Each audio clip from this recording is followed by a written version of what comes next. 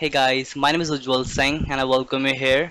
In this video we will discuss about switch cases in Java. So let's start the video by looking at the agenda. Here we have the agenda for the video guys.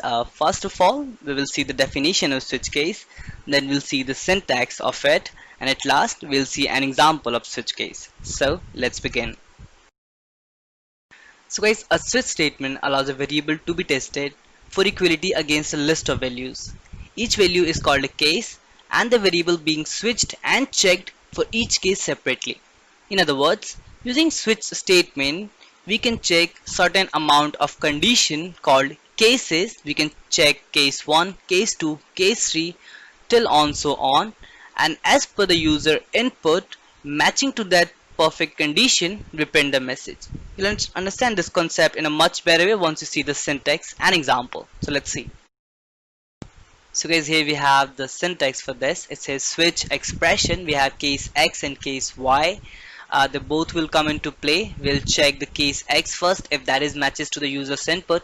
If it does, we'll print the message under this and break the statement to come out from the program.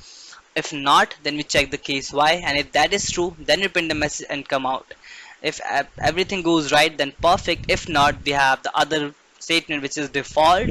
What it does that if case X and Y do not matches to the user's input, it will give a user message that please retry again, because the input you have entered is not matching to anything. So this is how it's gonna work. Let's see the example to understand it more. So guys, here we have the example for the switch case. It looks a very small program, so let's try to understand it. Here we have the int months equals to 3, which means we have not taken the input from the user. We have taken the input from our side, like we have assumed something, which is 3.